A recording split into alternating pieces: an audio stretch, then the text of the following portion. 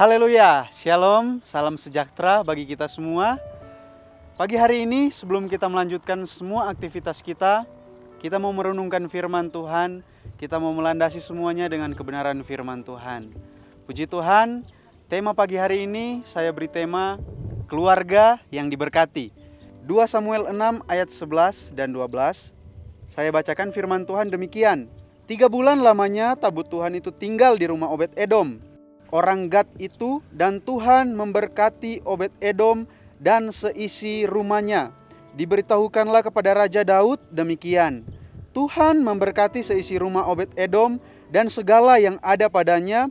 Oleh karena tabut Allah itu, lalu Daud pergi mengangkut tabut Allah dari rumah Obed-Edom ke kota Daud dengan sukacita. Siapa sih yang tidak mau keluarganya diberkati oleh Tuhan? Pastinya, tentunya keluarga kita, keluarga Bapak Ibu Saudara mau diberkati oleh Tuhan. Kita tahu cerita dari keluarga Obed-Edom. Ketika tabut Tuhan itu tinggal 3 bulan lamanya, firman Allah berkata, Obed-Edom dan keluarganya diberkati dengan luar biasa. Pada zaman itu, tabut Tuhan sangat menentukan keadaan kondisi bangsa Israel. Ketika mereka menghargai tabut Tuhan, mereka pasti diberkati. Mereka pasti aman, damai, dan disertai oleh Tuhan.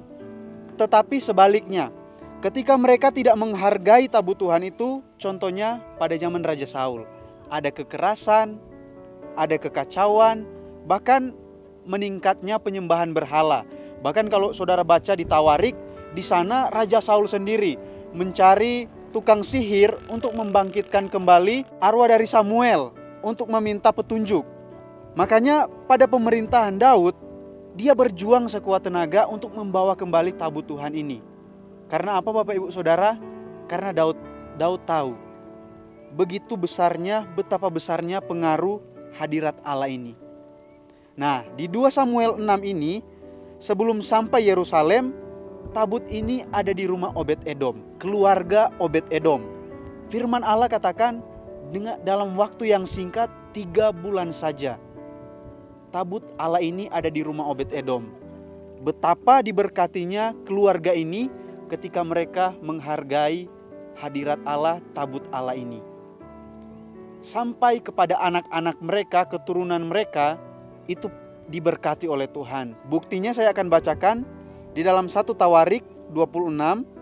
1 Tawarik 26 ayat 6 dan ayat 8. Bagi Semaya anak Obed-Edom itu lahir anak-anak, mereka memegang pemerintahan di antara puak mereka, sebab mereka itu adalah pahlawan-pahlawan yang gagah perkasa. Ayat 8, mereka sekalian adalah dari keturunan Obed-Edom, yakni mereka sendiri, anak-anak masing-masing, orang-orang yang gagah perkasa, cakap untuk pekerjaan itu, 62 orang jumlahnya dari Obed-Edom. Inilah bukti keluarga Obed-Edom yang diberkati dengan luar biasa. Mari bersama-sama kita renungkan, saling dan seringlah kita mengingatkan di tengah-tengah keluarga kita, dimanapun kita berada. Hadirat Tuhan ini mengingatkan kepada kita, hadirat Tuhan ini bukan hanya ada di tempat-tempat tertentu, tetapi di rumah kita, di tengah keluarga kita, hadirat ini bisa kita rasakan.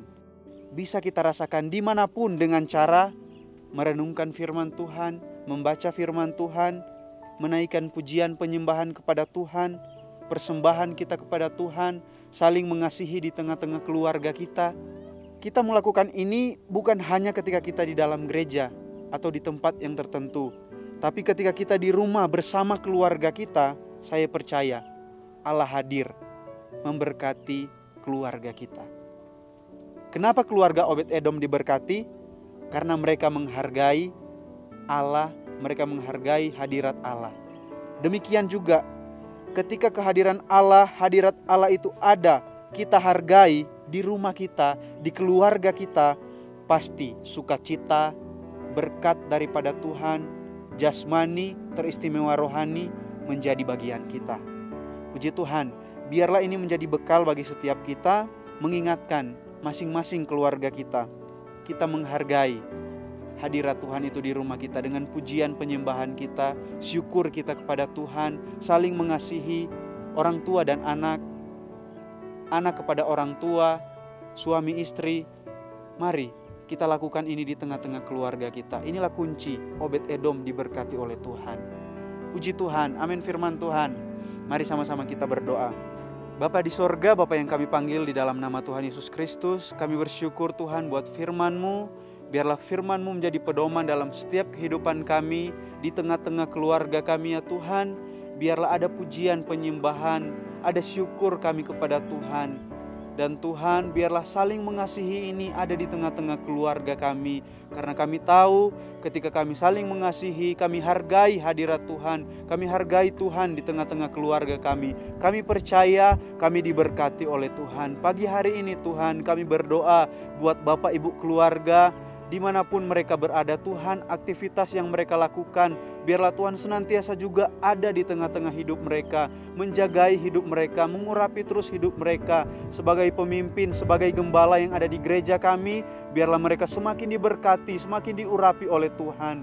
Dan Tuhan juga berkati staf gembala, keluarga besar mereka, jemaat Tuhan, dimanapun mereka berada, keluarga besar kami, dimanapun berada, di dalam kota, di luar negeri, diberkati oleh Tuhan. Terima kasih Tuhan Yesus, kami bersyukur. Pagi hari ini kami melanjutkan aktivitas kami, dan biarlah kami bersemangat karena Tuhan ada di dalam kami. Terima kasih Tuhan, kami bersyukur, berdoa di dalam nama Tuhan Yesus Kristus. Haleluya, amin.